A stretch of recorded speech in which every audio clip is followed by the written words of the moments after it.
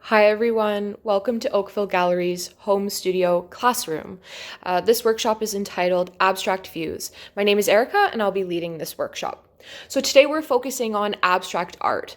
Abstract art uses the visual language of color, line, shape, and form to portray an idea or a scene. A simple vase of flowers could be the inspiration for an abstract painting, but could look nothing like it at first glance of the artwork. Abstract art inspires to push boundaries of representing the literal or realistic scenes or objects and dive into the imagination and bring dreams to life. You'll notice that the sample images that we have in our accompanying PDF document that goes with this show objects or a portrait, but they don't look realistic like a photograph. For instance, in Henri Matisse's Le Bateau, so the boat, we can see our red lines and these two blue shapes right in the center, acting as the actual boat. The red lines, you can see the horizon line. It's almost like the sunset, the colors that we see in the sky when the sun is setting or the sun is rising. And that blue boat has two different forms because it's reflecting in the water. So taking something that is happening in real life and as the inspiration, but representing it in a completely abstract way, using simple forms and very simple colors to actually portray that idea. Another Henri Matisse image that we have in our PDF is also the beasts of the sea.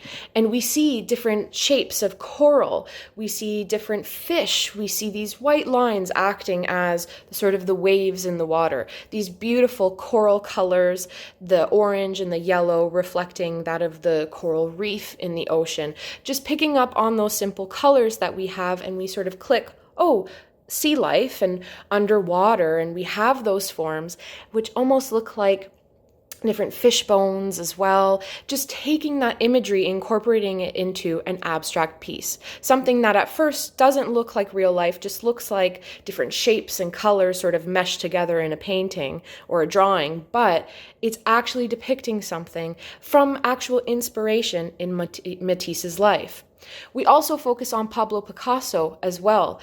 I really love the image that we've chosen, Houses on the Hill, where we see these different geometric forms. And this is called cubism, taking different forms from real life, but then just breaking them down to simple shapes, actually using cubes. Geometry. We can tell the different shapes of the hills with the different triangular angles. We can see that they're hills with that green color, the sun sort of shining on different sides of the hill and the shadow on the other side of the hill. And we can see these different forms of houses on the hill. I also wanted to look at painter and model. We can see figures in this painting, the two on both sides.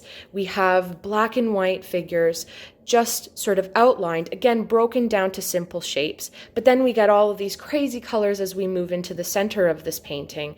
And you can actually see the simple outline of what looks like, to me, the palette. We can see what looks like a canvas. We can see a shape that looks like a paintbrush.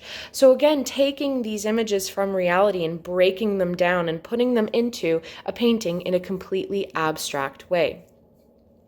So this makes me think of how can we stretch our thinking and find identifiable objects or ideas in a painting? How do we look at the world around us and make artworks that show it in a completely unique way? Abstract art and thinking.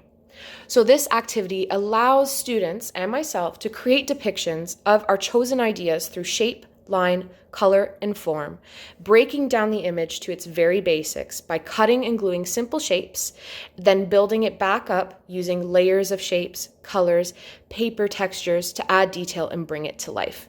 So it's almost like a collage activity, but we're breaking it down to do very much like what Matisse and Picasso did of taking whatever ideas we have, real or imaginary, breaking them down into different shapes using line, color, form, and creating beautiful abstract works. Let's get started. Okay, so I have all of my materials set up here. I have my blank piece of paper that I'm going to use as my actual, canvas in this activity. This is going to be the piece that I stick all of my cutouts to. And then I pulled an assortment of different things. Again, with us working sort of at home or with restrictions in the classroom, we're going to use whatever we have accessibility to. So I have some construction paper here. This is pretty important for me because I want to make sure that I actually portray my idea using color. It's very important for my idea because I want to show a certain time of day. I'm going to be doing a landscape and sort of abstracting that completely and breaking it down, taking inspiration from Matisse through using paper cutouts, but then also taking inspiration from Picasso with his house in the hills that we had discussed previously. That's in our PDF. So I have my construction paper. These are just some cool old photographs that I had experimented with and I just never threw them away because I keep everything. But you can use old magazines, you can use newspapers, anything with font. That's always really cool to add into your artwork as well. I have some scissors here, and then I also have glue, okay? Glue is the very last step. If you don't have glue, we can use tape as well, or we can just simply create a composition by placing our cutouts onto our blank piece of paper or whatever surface we're choosing to do this on, and you don't need to commit to gluing it down or using tape. You can actually photograph it to take documentation of the artwork that you've created, right? And then you can always just print it out later.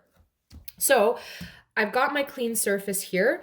Like I said, I think my inspiration, and that's the very first step of what we're going to be doing today, you need to think of what your inspiration is. My inspiration is going to be a landscape, and I love going hiking, and I love being up in like the mountains and the hills. So I'm going to take whatever I'm dreaming of doing while I'm stuck at home. I'm going to be taking that as my inspiration and putting my dream landscape from my imagination onto my paper. So I've pulled an array of different colors. I've got some brown, I've got different shades of green, which could really work for me. Again, 2 shades of brown, my yellow, I've got, again, just scrap paper. I thought this could be cool. I have leftover watercolor marks on here. This could possibly be used for something. Some white in case I want to layer on top of a color, right? Give it a little bit more depth in my artwork. And then I've got some blues and a pink here. So my first order of business is setting my foundation of my composition. I said that I want to do hills and I want to do mountains. So I have to create those hills and mountains. And something we need to remember is we are layering. So when you do your cutouts, you can layer everything. So if I put one piece on here and then I want to put another piece on top, we want to think about layers in this when we're doing collaging. Okay, another thing that we need to remember is we are not gluing until the end. I had just mentioned it, but I'm going to mention it again. We're not gluing until the end because it is always easier to be able to just shift the things around in case you don't like where it's gone, or you forgot to add another element, or you thought of a really brilliant idea that you really want to add in a little bit later. It's always best to glue at the very end if you are going to glue it down. Okay, so starting with my hills, I think I'm going to use some colors pulled from real life, and I'm going to use my greens and my browns, right? So I'm going to try and keep it a natural sort of hill color, and I'm going to go in with my greens first, okay? So you want to envision what you are working on. You want to envision what your composition will look like in the end, and you choose to build it step by step, okay? So if I want to do hills, I need to think about what shapes, what forms, what lines am I using that are going to sort of translate the idea of hills. When I think of hills, I think of the beautiful peaks that they create, very much like a mountain. So I'm just going to do some simple cutouts of just simple peak-like shapes, something like that. Doesn't look like anything right now, but once I start layering, start building, it's going to start coming to life again, okay? So I've got another peak here, but I'm going to make it a little bit bigger because are hills all the same size? Mountains, are they all the same size as one another? No. So there's a bigger one there. Maybe I'll do a little guy too. And let's not make it completely perfect. I'm going to switch up my lines a bit And when I think of hills, I think of sort of rolling peaks and valleys, peaks and valleys. So I sort of want to create a shape that conveys that idea. My peaks and valleys, peaks and valleys. So shape and line are very important when we're creating a collage like this to convey an idea. We need to think about what lines are we doing. The lines, as they move as well, they move the eye through, and that's creating a sense of movement, right? So that's something else that we want to think about when incorporating our different cutouts. Now I'm going to go in for another shade of green, but I'm going to try and just sort of place these. If I put the same shade of green over the other cutout that I have that's the same shade of green, do you notice how they sort of blend in with one another? That's where my different colors come in and makes it very important as I build this. But I kind of want to do something maybe like that, okay? And then think to myself, okay, where can I add in this lighter green? Do I want to make it a little more realistic and bring in the lighter green onto the mountains or hills that I have already cut out to show a sense of where the sunlight is coming from? Maybe I can do that. That could be a really cool idea. So maybe I'm going to use this as my template just to get a good reference and keep it a little consistent.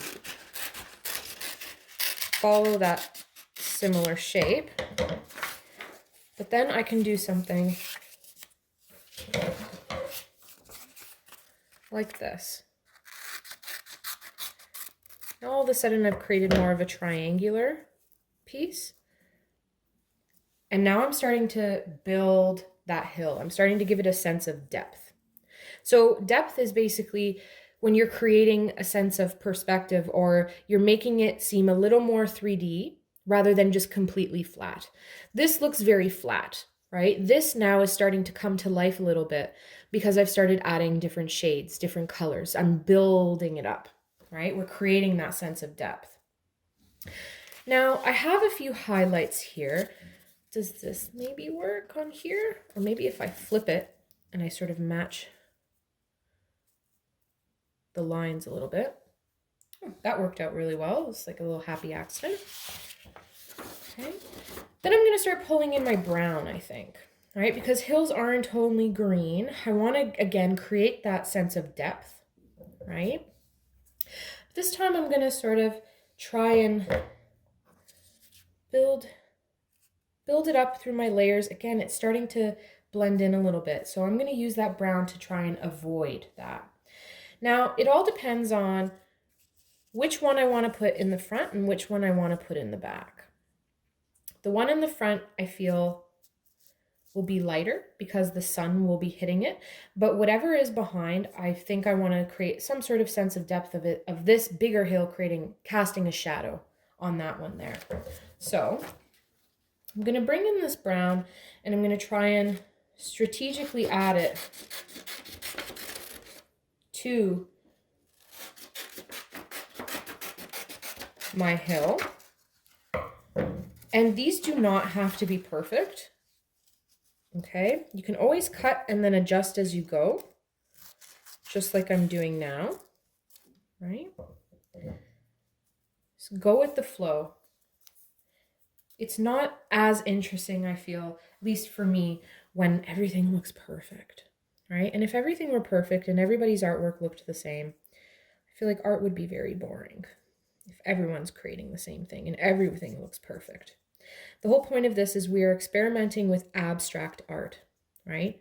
There is no sense of perfect, especially when we're dealing with abstract art.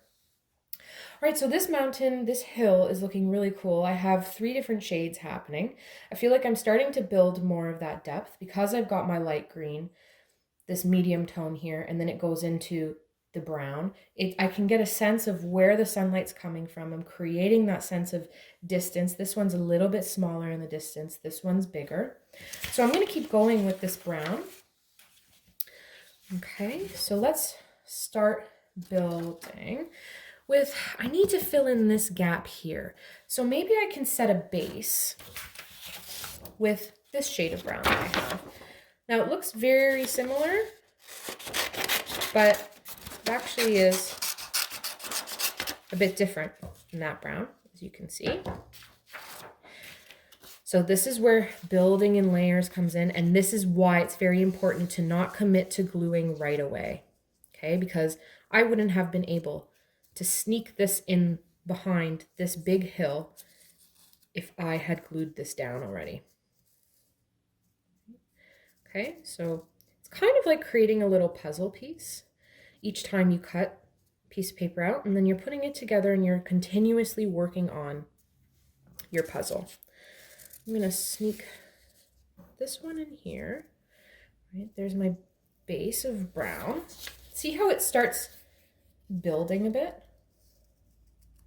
I definitely want to incorporate this little mountain, but I'm starting to feel like this is still looking a little too flat.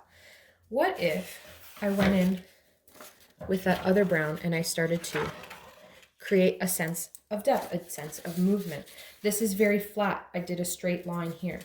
What if I start doing a little bit of movement by using the lines that I'm cutting out?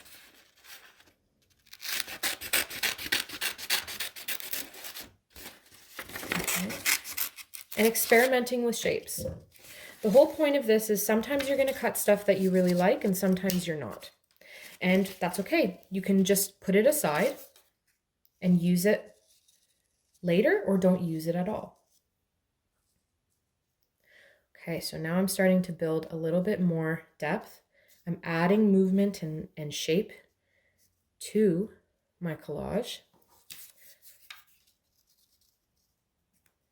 I'm starting to build it up. Do you remember how before we just started with a simple triangular sort of cone shape there? Now all of a sudden it's being transformed and I can start feeling the idea of a landscape start building, right? So I've got this, and now, okay, I'm really liking this movement. I like what's happening here. This is looking very bland. So let's go in and add, very similar to that, let's add some shape, add some visual interest. Okay. So like I said, you just keep cutting. And if you don't like it, put it aside and possibly use it later, or don't use it at all. Okay, so I've created a sort of foundation for my hills, my where my houses are going to go in my mountainscape, right? I'm really liking this sense of movement. I'm feeling this idea of hills, right? And I'm starting to see the different shades, where the sunlight's coming from. I feel a sense of shadow. I feel a sense of highlight. I've actually started building something that's looking a little 3D, and I'm actually recognizing this idea. It's completely abstract, but I'm recognizing what this is simply going to be. I can tell it's a landscape, right? So I've got this happening here. I want to start thinking about my sky, but I don't really want it to be something that's completely just flat blue.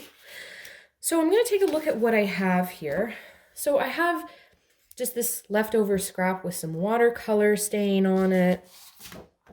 Something like this could also work as well. This just sort of reminds me of like gray clouds. So I could possibly use that too. So I'm just going to experiment. That's what this is all about. And I'm just going to start cutting out some possible shapes to incorporate in my sky.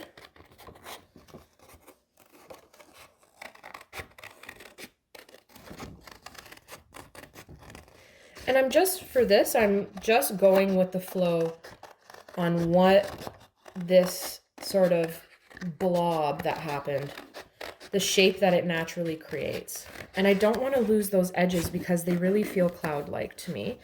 See these really super light edges that are happening here? I don't want to lose that because that's what's making me feel like it looks like a cloud. So I'm just going to go in with this. Okay. So yeah, I'm liking that. It's looking sort of like a sort of storm cloud. I'm gonna go in with something else. And this is where it gets super fun because now I'm just sort of letting my scissors guide me. I'm not thinking about it too much. Now this sense of shape, it's a little less controlled, right? I really had the intention of making my bottom pieces here look like hills. So I was controlling, okay, I need some recognizable shape of these sort of cone-like peaks and valleys. But here with clouds, clouds are completely organic. They don't have a set shape. They don't have, it's actually the organic shape of it being sort of blob-like that's going to make me recognize that it's clouds. So I've got that happening here, which I'm really liking. I love that I just used this sort of old photograph that went wrong, really. And it's helped create this sort of sense of storm, I guess, in my landscape here. But I want to start building on that as well, right? I don't just want random blobs in my sky. I'm going to maybe incorporate some of this, right? So let's go in here and just kind of, again, do some organic shapes. And I'm just going to use this to layer. Bring a little bit more visual interest, so it's not just random blobs on a white piece of paper. I want to bring in some layering, just like I did with my hills. I want to do the same for my sky. Move this out of the way. Let's maybe do something like that. Okay, I feel like I'm recognizing that this is a sky within my landscape, right? Do you notice how I haven't used any pencil and I haven't drawn anything out? If you do want to draw anything out, I would suggest doing that at the beginning as more of a sketch to sort of create the idea, get your thoughts together before you actually start committing to whatever composition you're building.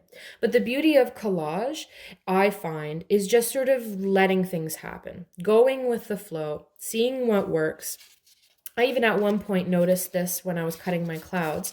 I looked up and I noticed this shape just sort of off on the side. And I thought, could I potentially add this in to my landscape here? And you know what? I think it works. I now suddenly feel like I have even more layers to my hills, and that was just scrap paper. Right? So this is the beauty of collage. You go with the flow, you let things sort of build and see what you like and see what you don't like. So I definitely have this sense of my hills here. I have my sky, and now I'm going to start building maybe some population on my hills. I want to see some little houses. I want to keep building with that. And this collage here, I feel like I could go on for a very long time. I could keep building my sky. I could keep building my hills, right? So I noticed this sheet, actually, this photograph. I really like these lines. They actually remind me of buildings, and I also really like this sort of brownie color that's been created.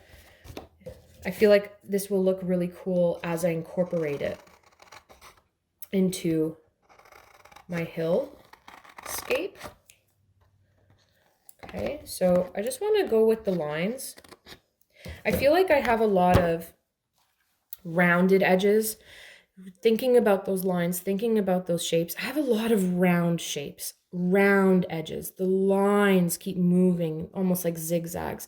The clouds are very fluid and they just keep going in and out, in and out.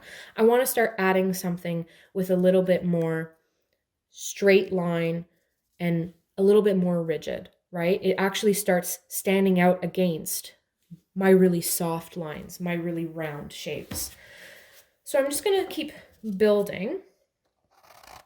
My houses, in comparison to my hills, should definitely be a little bit smaller. I want to give that illusion like there's a sort of, I guess, town that's sitting on top of some of these hills. I'm just going to make this a little bit smaller so it's a little easier to cut. So I'm going to do a couple of these.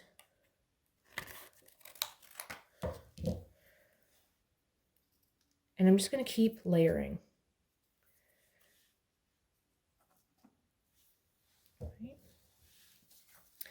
And just keep going with it until I sort of find something that works for me.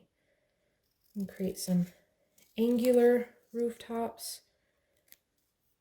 Can I work with that? No, I don't really like that shape. And do, again, another angular one.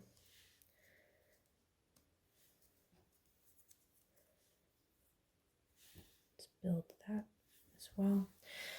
So the idea here is that I'm just going to keep going with these houses, keep adding them to my collage, right? These really do stand out against those hills.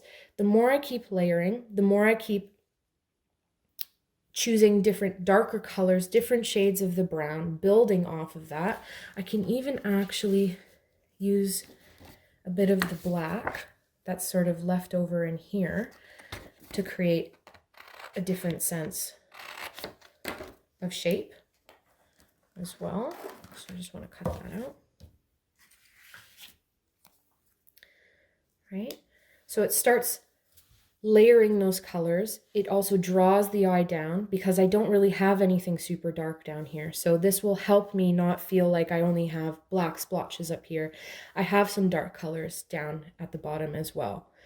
So this is a great starting point for my collage and how we can build just using shapes, whether they be, you know, hard edges like we're using triangles or squares, or if I'm doing more rounded shapes, right? If I'm using circles or that sphere-like shape. If I go with the lines that are fluid and flowing and squiggly, just like some of these hills here, or completely organic, just like these clouds up at the top, this is a great way of showing that we're building this depth and we're not drawing it. We're only using using collage, and we're only using that tactic to create. Just like Matisse did, the artworks that I showed you are paper cutouts. And this is reminding me of Picasso's painting of the houses in the hills. So I really hope that you sort of take what we've done together here, keep building with your collages, keep building that sense of depth, and take ideas. Doesn't have to be a landscape, doesn't have to be a real life object or scene at all. It could be completely from your imagination, just using those shapes, using the technique of cutting paper, layering, and to create beautiful abstract works.